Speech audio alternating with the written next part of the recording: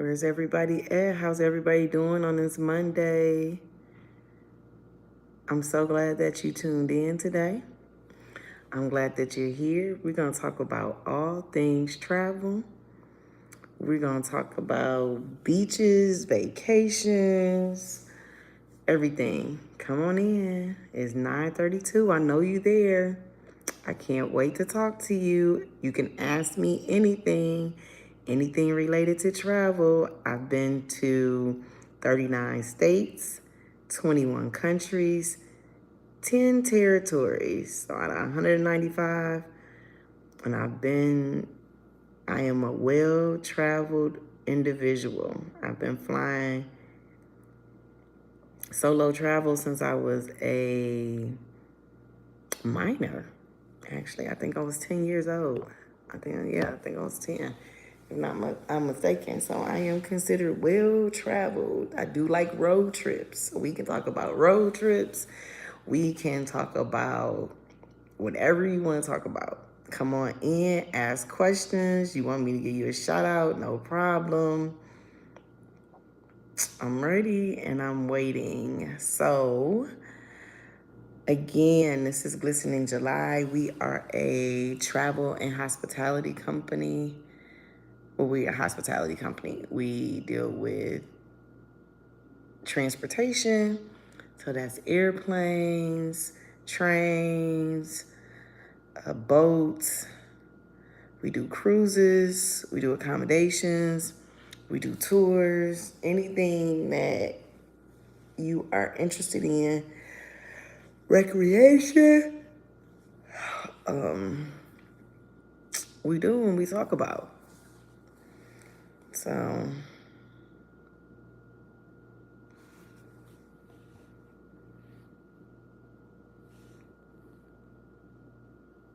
yeah.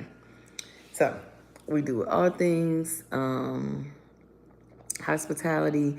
I know today we posted, I think I'm gonna mispronounce it, but if I do apologize. Limpa Beach, which is in Ahmed, Bali, in the country of Indonesia. And it's a black sand beach. Very beautiful. And I even wrote in the description that originally when I saw the beach, I thought that it was an oil spill because of my knowledge from being from the state. When oil spills happen, it turns everything black. But in this situation, one of the locals told me, no, that's not an oil spill. That's a black sand beach. The volcanic ash from the volcano comes down onto the shore. And that's how the beach the sand gets its color. And then when I went down there and saw the water was actually crystal clear. I'm normally in a bed at this time, but I just was looking at that and I was like, oh my goodness, this beach is so beautiful. I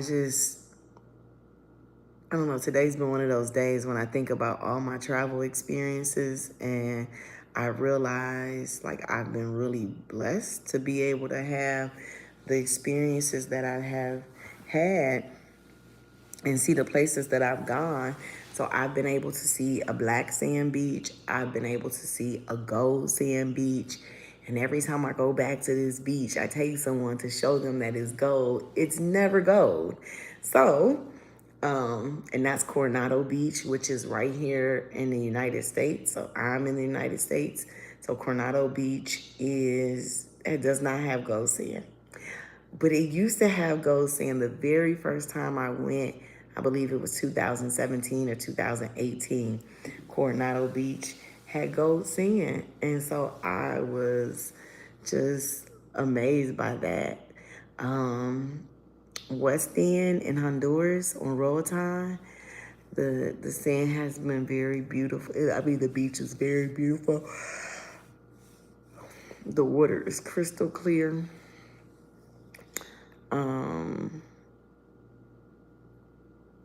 I do like I like the view like on a boat, going to the dry tortugas or in the Gulf of Mexico. That's very beautiful. What else?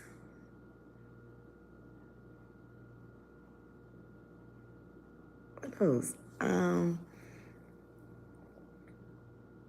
Yeah, what is it like getting stuck at the airport? Very uncomfortable. Very uncomfortable.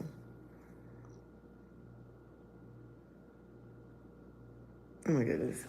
So yeah, so those are the beaches. I'm not a fan of Miami Beach. I have been to Virginia Beach. I I mean, it's when you live in the DMV, that's like something you do. I've been to Destin. Destin is very beautiful. I would highly recommend that. Recently, I was in Antigua, and the water was clear. But what I really liked about Antigua was I really liked the breeze. The breeze was really, really nice. And when I say nice, it was really, really nice. It was a very, he said, I think they call them trade winds or what have you. So that was nice. I did enjoyed that.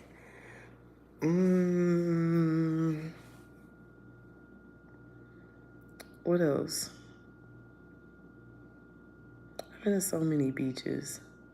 So Henderson State Park in Destin is what I would recommend for someone who's traveling to Destin. You do have to pay to enter, and it's a small nominal fee. It is maintained.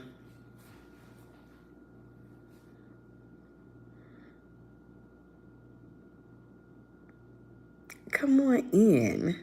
Come on in. Come talk with me. Sit with me tonight.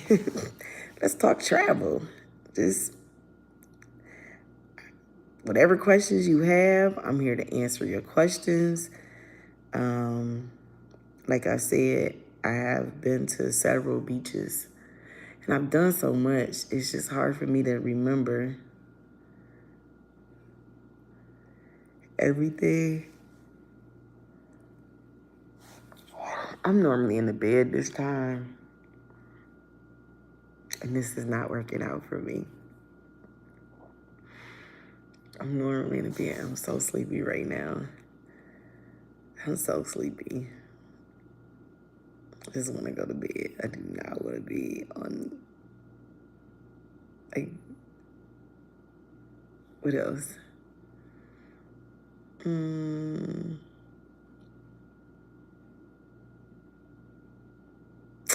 You know what I thought about today? I know a lot of people are,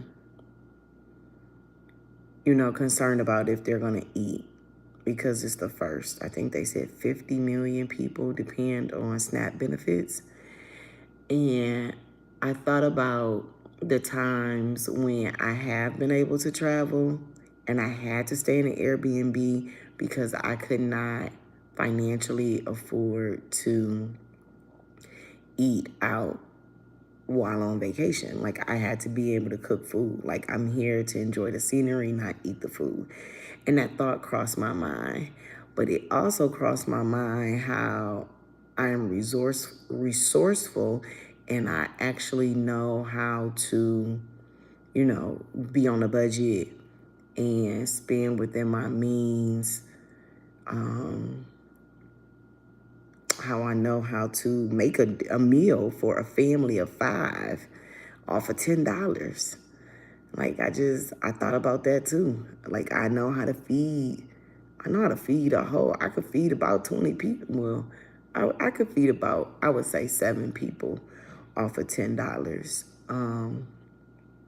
And how that's a skill and how a lot of people don't know how to do that, and how sometimes fresh fruit is your splurge. Like, it's not other things, it's simply the fresh fruit that's your splurge.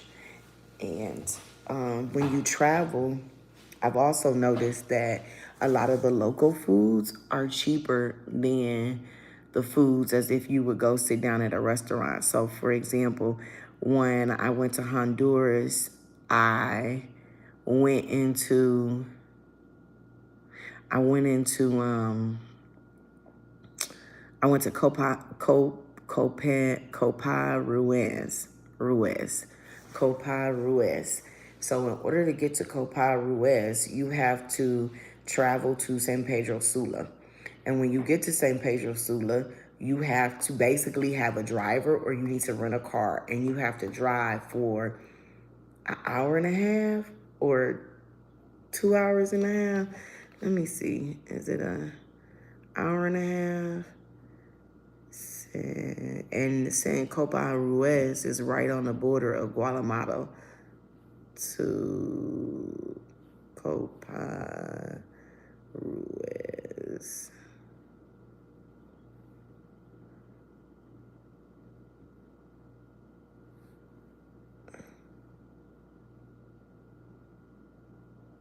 Oh, it's a 3-hour drive. Is this walking? No. Oh my goodness, I didn't know that. I didn't realize I was in the car for 3 hours. This can't be right. I guess it is right. Oh my goodness. So yeah, I drove in a car for 3 hours and 30, so 7 hours round trip. I have driven in the car in a different country. I hired a driver. He actually picked me up at my hotel. I stayed at the real Intercontinental, which is in San Pedro Sula. And from there, I drove down, and it's a UNESCO World Heritage Site.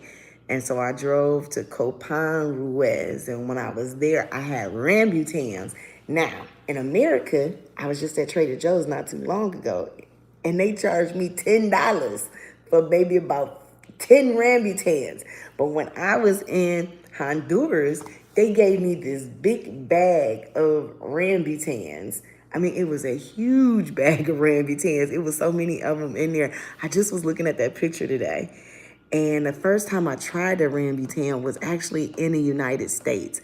I had taken some students to our food terminal here in Cleveland, and we did a tour of the whole facility. And then while we were there, the gentleman said, "Here, I want you to try this." And he told us it was a rambutan, and he said it was like a grape, but you have to peel it first, and there's a seed in the middle, and you have to eat around it. And so we tried it, and I was like, "Oh, this is good." And of course, I had somebody who wanted to eat the whole thing, so the seeded part and the jelly-like part that mimics a grape. So we had to tell him, "No, no, no, don't eat that." But I cannot believe I drove in a car with a stranger. That's the second time in my life I've been in a car with a stranger. Oh my goodness. So the first time in my life that I was in a car with a stranger was when I went to Senegal and I wanted to go to Gambia. So I was staying in the car and I met this guy at my hotel who was doing tours. That was the business. He was like the assistant to someone else, and that was the business he did. So he did these tours, and these tours were throughout Senegal. Like he took Americans. It was basically Americans that came to Senegal, and they took them to Gorée Island. They took them around Dakar. They had some time at the beach, what have you. And he told me he liked me. He flirted with me. He told me he knew somebody, and his name is Shaq. And he is married now to an American, African American. I saw him when I went to the National Underground Railroad Museum. I think that's what it's called down in Cincinnati, Ohio. And he got the driver of this well-known Senegalese musician the driver had to do some business. So Shaq had the driver, he asked the driver if we could tag along. And I don't know what would possess me to get in a car with a stranger, but I actually did. And that goes to tell you that when people leave America, they do some dumb things. Yes, I lived through it. Yes, I'm here to tell it. But I would never want my children to do that. I just would never want my children to do that. So, yeah. So we went to Gambia in the middle of the night. The driver drove all night. He had to be young. Because ain't no way that you driving all night. I can't even do all-nighters now. So the driver drove all night from Dakar to Gambia. Because Gambia is a country in the middle of Senegal. And we crossed the border, and I remember the guy said, I'll let you through. You don't have to pay for the visa, but if you don't pay and when you come back I'm not here, I can't guarantee you that they'll let you back through again. So I ended up paying a visa, and I remember it looked like some war movie that we see about Africa. Like it was literally like a man with a semi-automatic strapped around his body, and it was like one light with no shade or light bulb, and like this rickety chair that looked like if you sit in it, it's gonna fall apart. And I paid the visa because I wanted to get back to the car so I could catch my flight to get back home. But just thinking about that story is like, oh my goodness, I actually got in a car with somebody in Honduras. Now, this was a tour that I booked through a tour company. I want to say I booked it through Viator. I would highly recommend. The man took me to my first, I do not eat at gas stations. And that was the first time I ate at a gas station. The food was actually really good. I had a baleada, and I like jambos, and I like mango juice. All of those are from Honduras. Those are my favorite snacks when I go to Honduras. So I do like baleadas. I realized I like baleadas. And I had them at a gas station, and it was actually really good. Really good. So what else? But I just wouldn't recommend that. If you don't have common sense and you find yourself always doing dumb stuff, and you know if this is you or not, like no one has to explain it, any greater than what I just explained it. No one has to talk to you any greater than what I've just in the tone that I've said it in. But if you know that's you, you do not get in the car with nobody you don't know. Don't get in the car with no one you don't know. Don't do it.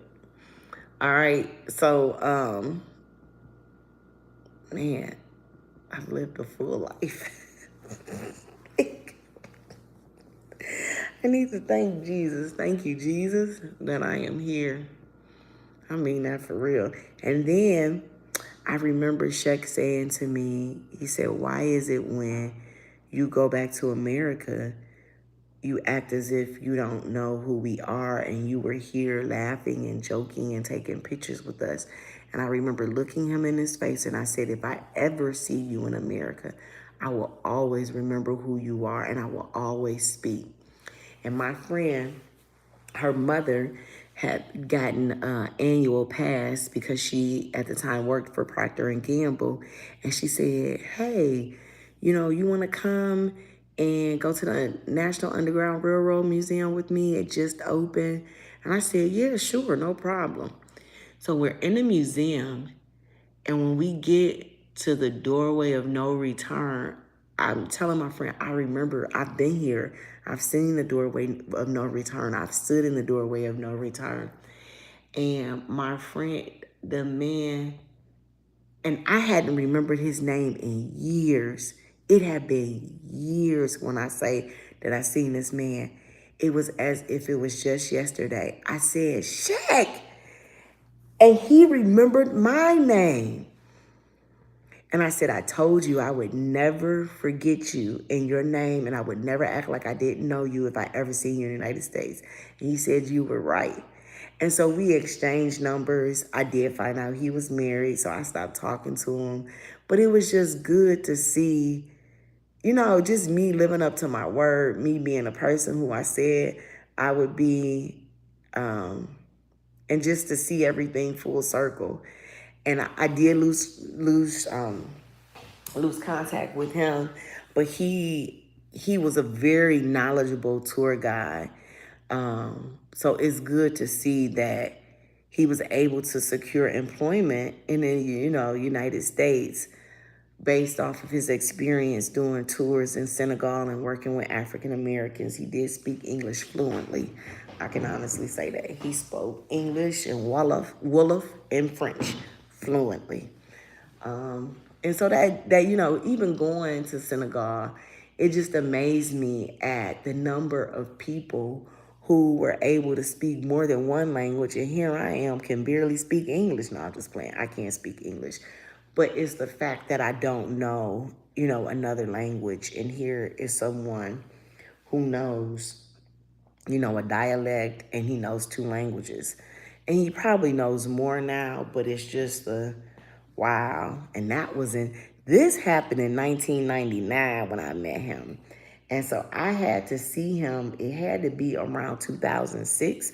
I don't know, let's see when the National Underground Railroad Museum opened. National Underground. Oh, it's maybe, okay, it's called the National Underground Railroad Freedom Center. So when did it open? When did it open?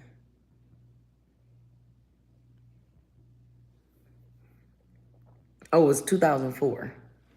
So that was 1999. So that was 5 years. That was 5 years. That was 5 years. So, wow.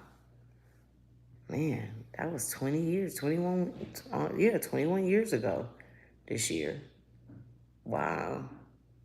So, yeah. Heck, time goes by fast. 21. Wow.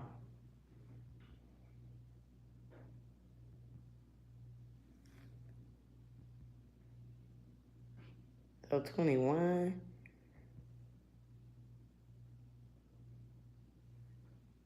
Oh, so it's been 26 years since I went to Senegal. That's a long time. I mean, that's a really, really long time. Wow. Things change. I hear it's a huge technology hub. It's one of the best technology hubs on the continent. Like they're very innovative with technology. All right. Well, that's it. I'm about to go. Peace.